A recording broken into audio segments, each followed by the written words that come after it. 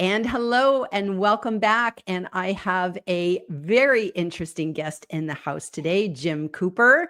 And we're going to be having a great conversation today. But before we get stuck in, Jim, can you please tell people who you are and what you do? Well, that could take a half hour in and of itself. Multi-purpose person here. Jillian and I met on a podcast, which was my podcast because I have a podcast and she has a podcast. So this is kind of like a swap here. I do voiceover work currently. I narrate audiobooks, do some commercials, some e-learning, some promo. I'm also an author. I've written 2 books, one fiction, one nonfiction. And that's just kind of the abbreviated version. What was the name of that the company that put out all those book notes? Cliff Notes? Cliff Notes. Yeah, I couldn't remember the name. It's the Cliff Notes version. Love that. I love that. And I actually grew up in Canada and we called them Coles Notes. And I remember moving down here and I'd say Coles Notes. People were like, what are you talking about? What are you talking about? Cliff Notes. So, and then I get confused with the Cliff Bar. So, both of them. What's the Cliff Bar? The Cliff Bar, it's like a protein bar. So you just eat a Cliff Bar when you need like a jolt of protein. You actually want something sweet, but you don't want a cookie. So you have a Cliff Bar. I have lots of those. So thank you for that summary. So let's start with your podcast. So you are multi-talented, and I hope we can kind of get through all the different parts of you in 30 minutes because there's so much that's relevant to the audience here. And so let's start off with the podcast because that's where I met you. So you run the Hydrant podcast. Right. And so can you just kind of let us know how long has it been around and sort of what inspired you to create your podcast in the first place? It's been about 4 years that it's been around. And the genesis of the whole thing was I was just starting out in the voiceover business. And I was working with Corey Disson, who is a marketing coach. And we kind of came up with the name of, the VO Big Dog for just kind of like a catchphrase for me for my voiceover business. And I just had it in my mind that I wanted to do a podcast, but I didn't want to do the same podcast that other people were doing at the time. And I just said, so we batted around a few names and, with the dog theme, and it just kind of came up as like, how about the Hydrant? And I was like, okay, that works because we can get all sorts of innuendo out of that, get a leg up at the Hydrant, a steady stream of guests at the Hydrant, whatever, you want to do with it. And its initial inception was just to talk to other voiceover people, one, to get to know the community and to get my name out there so people would know who I was, and then I could meet them and figure out what they're doing and make some contacts that way. And it's kind of morphed into talking to all sorts of creative people from all sorts of walks of life. And we've been kind of focusing on authors and independent authors lately. And it's been fun. The whole point was to have some fun, to learn about some people, but also to have some fun and, just get people involved in it from that way. I love that. And I must say, it was a very fun experience being on your podcast. It was a lot of fun. And I love the hydrant because like you always think of a hydrant. I don't always think of like, inner cities with hydrants in the summer and just kind of flow, the water flowing. And to be honest with you, the conversation flows so naturally on your podcast. And I always think that, especially with creatives, because like you said, there's a mix of people, a lot of authors on your show, but I think creatives, they just love to talk. They love to talk. They create, They create stuff. And so then, of course, they want to talk about it. So I'm just curious, how do you find your guests? How do you choose your guests? I know we all have our different things with podcasts. So what's sort of your secret? Right. Well, in the beginning, it was easy because it was just all the voiceover people, and I was connected with them on one of the social media platforms to start with. So that was easy. Once I got into broadening the scope a little bit, I'd signed up for a pod matching service. I think it was Podcast. No, it wasn't Podcast, Pod Match, excuse me.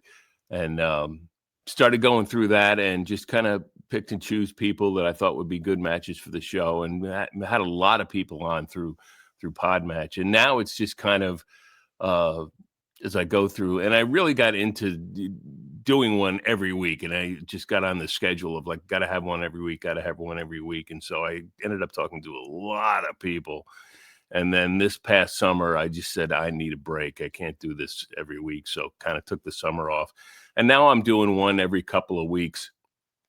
And it's people that generally that I'm coming across on LinkedIn or any one of the other social media platforms that I think would be a good guest. And I'll just try to connect with them and just say, hey, I've got this podcast. Here it is if you want to listen to it. And, you know, if they're interested, yeah, we'll go do one. Awesome. Awesome. That's great. That's great.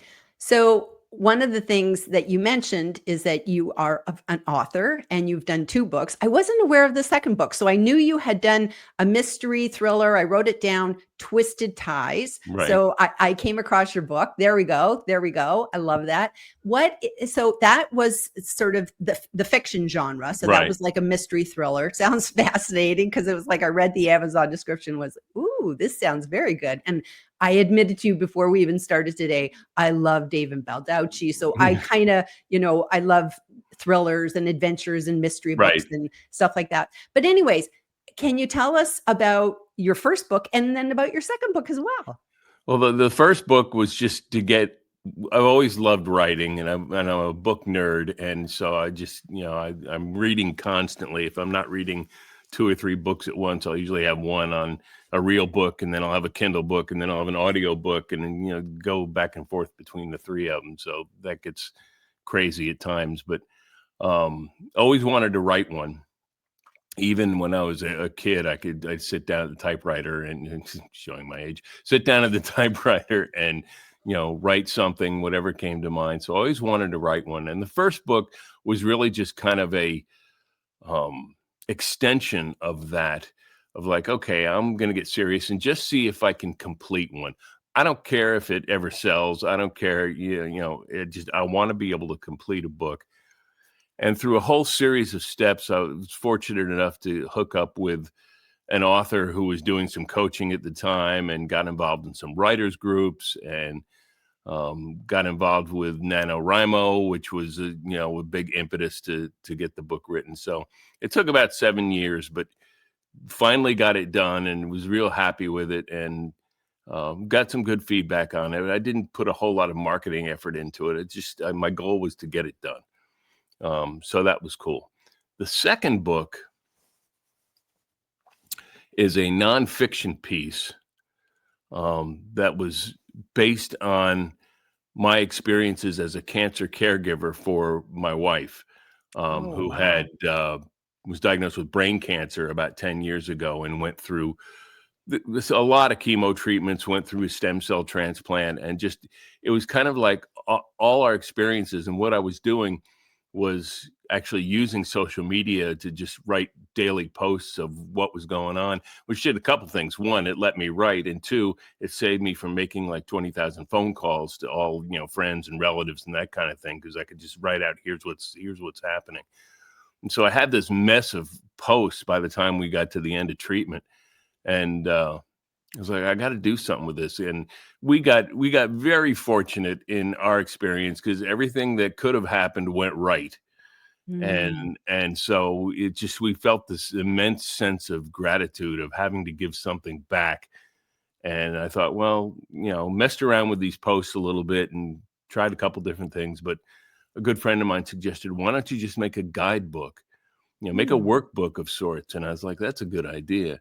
So the book is really kind of like my 21 steps of being a cancer caregiver, and some of the emotional things you'll come up against, some of the natural things you'll come up against, and how as a caregiver you react and keep yourself sane and keep yourself healthy while going through that, because it's a real big part of that whole experience, is because if the caregiver gets sick, then you're really in deep trouble. So yeah, it came across this and it just worked out real well. And I've gotten a lot of good feedback, and I've talked to a couple groups and they seem to be happy with it. So that kind of grew out of just personal experience. Wow, that's very humbling, and I can see that would be such a valuable gift to give to somebody that you know is struggling? Because I know anybody facing something like that, I'm one of the people, I always turn to books for everything going through my life. Is there a book on it? Has somebody got some tips for me because I'm drowning here? And Right. so that's awesome. Where can they actually get that book, Jim? Is that on Amazon It's or on somewhere else? Amazon. Nope, they can go to Amazon, and there's a copy of it. There's a paperback version. There's an audiobook version, Ah, which I had to do. I mean, just if I'd be slacking off if I didn't do it. absolutely. Um, And what's the title again? What's the full title again? Good question. The Not So Little Book of Cancer Caregiving. Okay, good, good. I want to make sure people can find it because I did not see that on Amazon because I would have jumped up on that. So, okay, this is audio. You said the audiobook narration, which Right. is like an excellent segue into the next thing that I wanted to talk about with you is first of all, let me just go back one thing. How is your wife now? She's she's great. I mean, thank you for asking, but she just passed her 10th anniversary of being clear. So yeah, the whole thing, like I said, we are so grateful. The whole thing has been a very positive um, experience for us, which we realize is not the case for everyone. I mean, not everyone has a positive experience. So our gratitude continues, and we still reach out, and anything that either one of us can do for patients or caregivers, we try to do. Mm, mm, mm. Okay, heart. I had to get that out because it's like we're humans. At the end of the day, we're humans. So, okay, scooting into audiobook narration. So that is one of your businesses, that's one of your livelihoods that you offer. And I think it's an amazing element. And they say that audiobook narration is probably the fastest growing part in the book industry now. It's like we have to have Right, multiple formats to meet our audience. So whether that's the Kindle version, we'll just stick with Amazon for easy sake. So we all like the Kindle book for people like me who travel all over the place and move all over the place. It's great. right, We still like our paperbacks. We like our hardbacks. But audiobooks, wow, we can multitask because we can listen to them in the car and when we're at the gym and walking the dog and all that sort of stuff.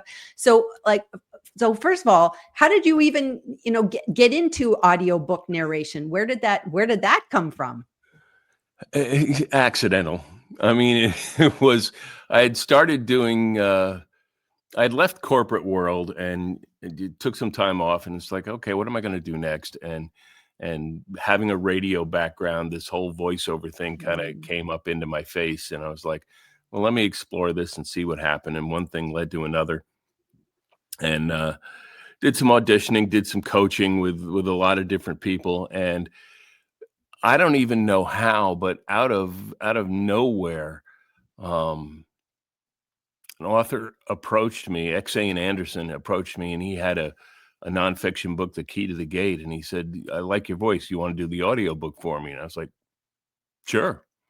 And I didn't know what I was doing. I mean, I just had no clue what this entailed. He's like, "Well, here's the book. When do you think you can have it done?" And I said, "Oh, I'll have it in a couple days." Uh, just not again being an idiot and not knowing what that entailed. So it was a very intense couple days of reading and editing and mastering and that kind of thing. But that was kind of my intro, and thank God for him. That was my introduction into the audiobook world, and I was like, oh, that was kind of fun. Even though I did it wrong, it's still kind of fun. So I just started auditioning and talking to publishers and joined the Audiobook Publishers Association and got to know Mm. that whole crew, and over time, and I've ended up doing over 45 audiobooks so far. So it's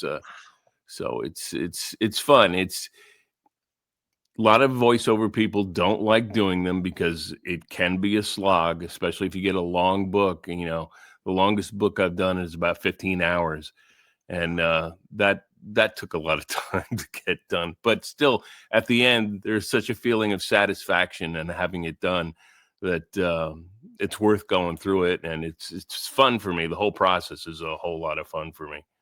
So I have to ask you, you have done quite a number. That was like amazing. So fiction, nonfiction, combination of both? Like, what do you have a preference? Just The bulk of what I've done has been nonfiction, and that's kind of gone over all sorts of genres from, real estate and business and finance and medical and, all the different, true crime and that kind of thing. I've done some fiction. I've done some some romance novels, which is always a treat. And I always have fun with those because you get to play different characters and that kind of thing. So I've done a couple other mystery things, but primarily it's been nonfiction to date. okay. Okay.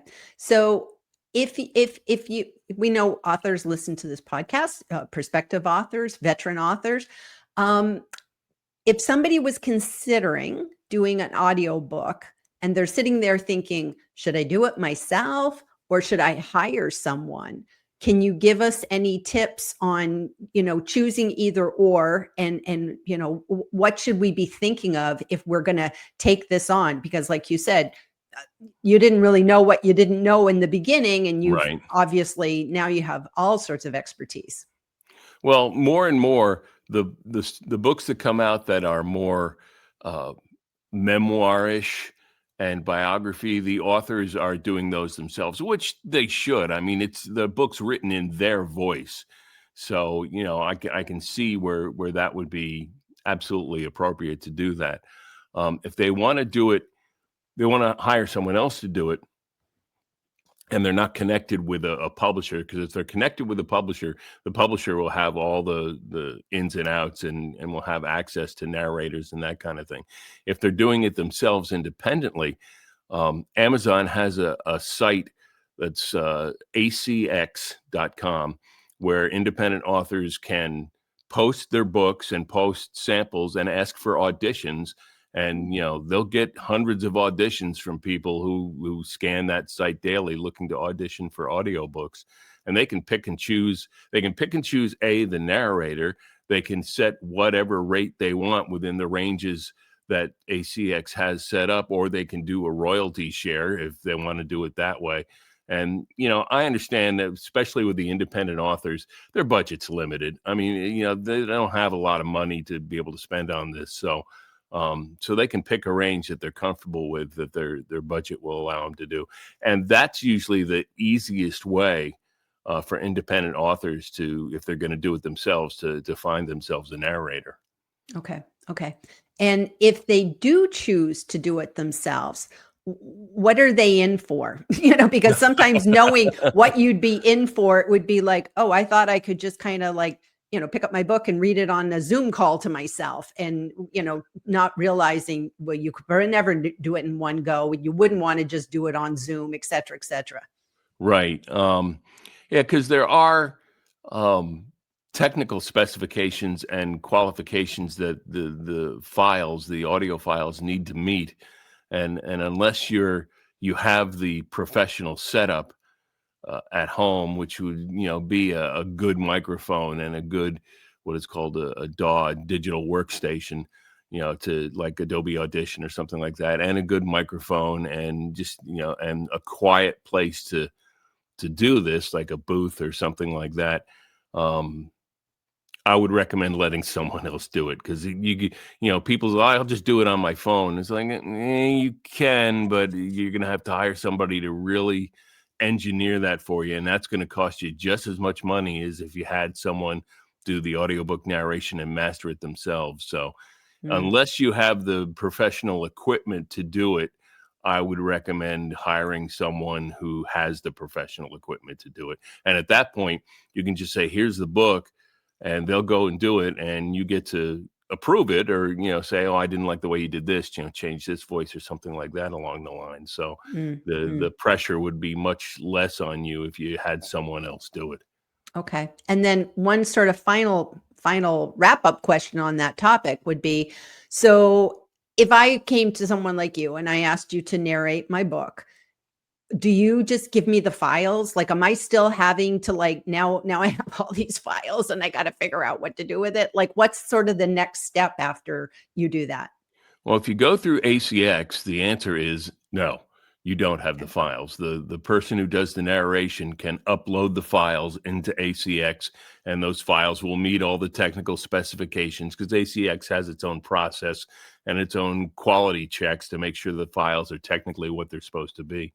And so as an author, no, you don't have to deal with the files. They'll be put up there. ACX will approve them, and then they'll go through their process of setting all the marketing up, and they'll just put it out on Amazon and on Audible, and it'll be available. So from an author standpoint, you just kind of like sit back and approve the narration, and that's really all you have to do with that. Okay, so that sounds like the easy peasy route, because I'm always Right. about easy peasy. So that is the way to go. Okay, good with that one. Good with that one. So next, I wanted to talk about how you refer to yourself as a book nerd, because I am too.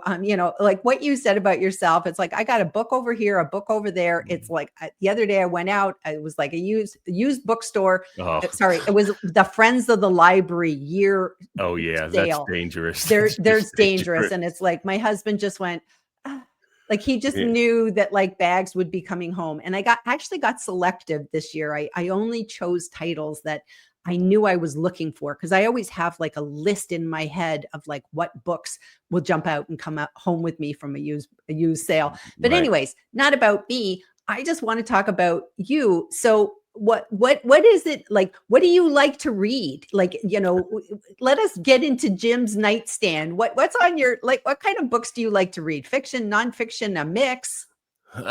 Primarily, I read fiction. I mean, I will read nonfiction if it's something topic that really interests me, or an author that really interests me, if it's a biography or something like that. But primarily, it's fiction. I like the mystery, thriller, suspense genre, and I like it when they're funny.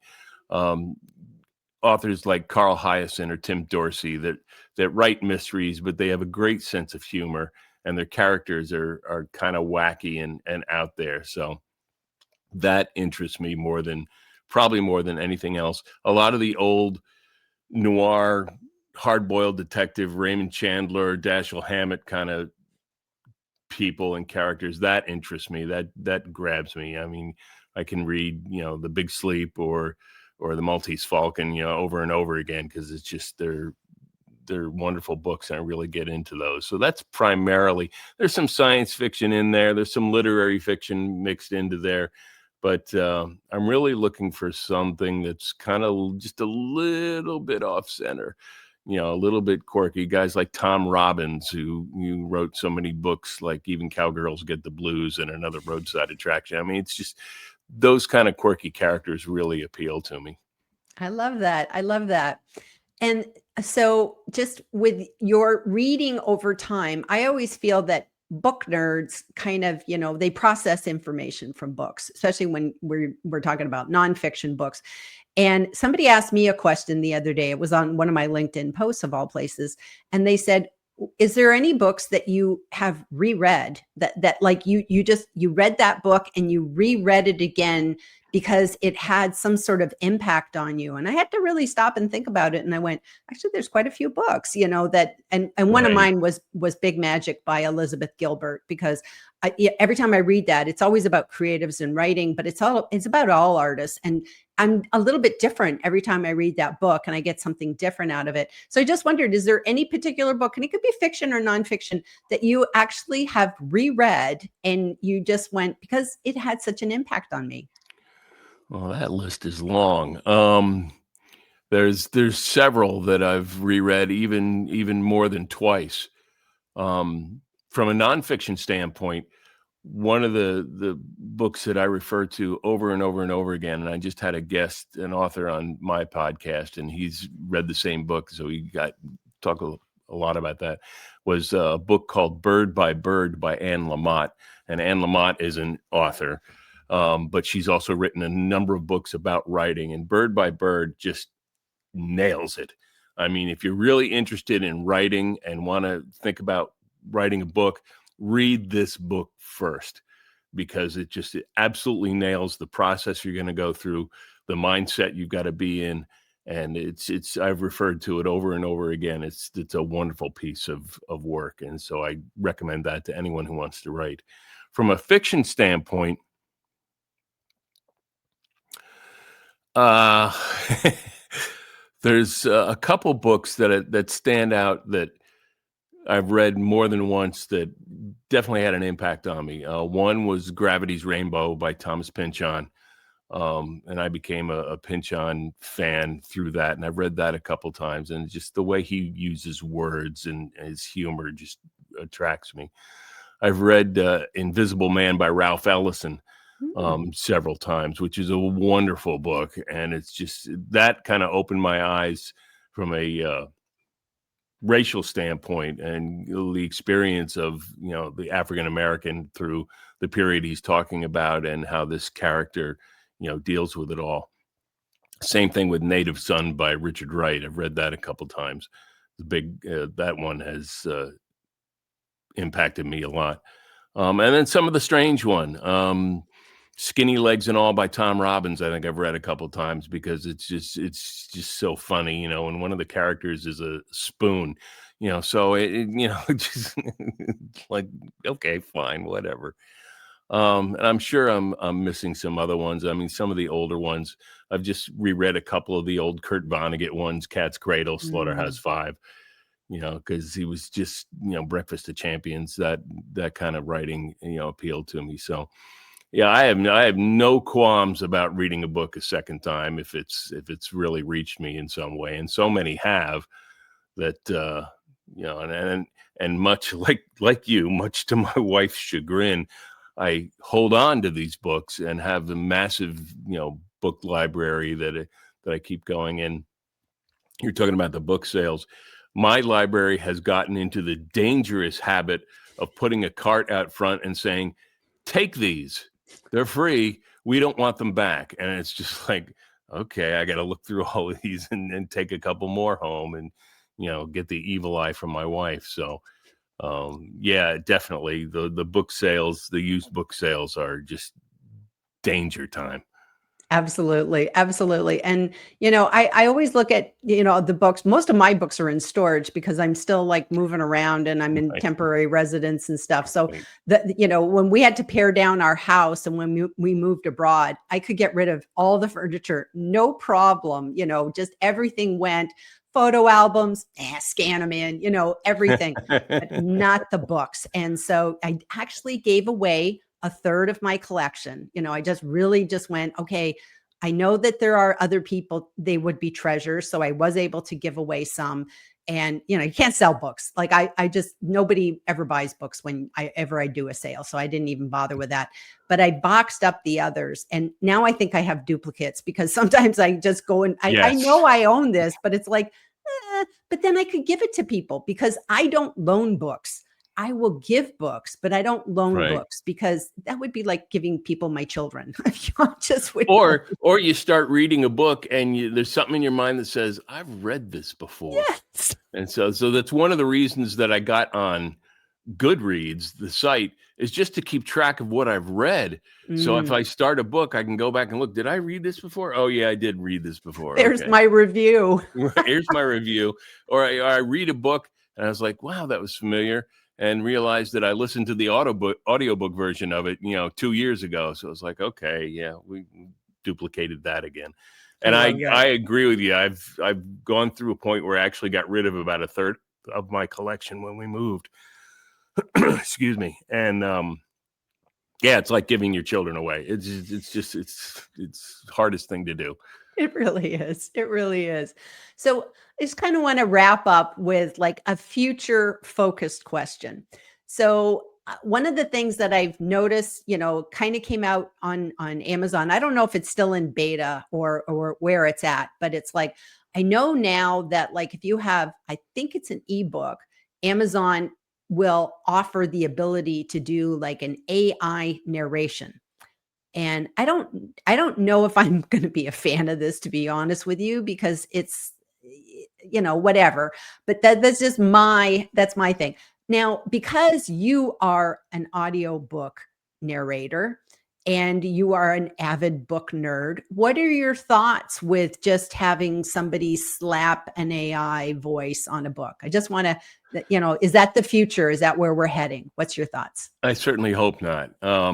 It certainly is happening, and especially with independent authors who don't have a lot of money, they see the ability to do an AI version of their book on the cheap, and it can be done. And the technology does get better and better and better, and it's not going away. And has it impacted the voiceover industry? Unquestionably. Mm. It definitely has. It's made competition a little bit tougher, particularly on the low end of things. But if you have a discerning ear, you can still tell the difference. It's not perfect, but it does get better and better. So I see it as being part of the playing field. Um, I'm hoping that people realize that a professional narrator is not just offering a voice, they're offering their brand. And as Mm. narrators, we have a certain brand that we represent of professionalism, and being able to do things that AI can't do, and bring a greater sense of humanity and depth and emotion to it, where AI cannot at the moment do those kind of things. So there's a whole big movement out there, hashtag hire human and that kind of Mm. thing. So it's had a big impact on our industry, and we have some VO people that have really stepped up to the plate and have gone to Washington and testified before Congress about putting protections in so that people don't get their voices stolen and used for Mm. AI, which happens a lot. So there's a whole lot going on. It's kind of like the wild west at the moment, but more and more the protections are coming in, and people are scratching their heads saying, let's be careful here. Let's not go whole hog, and make sure that we're doing the right thing at the right time. Brilliant, brilliant. Well, thank you for sharing those thoughts. And wow, I never even thought about people stealing voices. Oh, sure.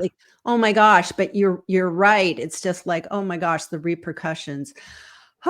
Well, anyways, thank you so much, Jim, Oh, for my being here pleasure. today and sharing your expertise. And thank you very much. And bye-bye, everybody. We will see you next time.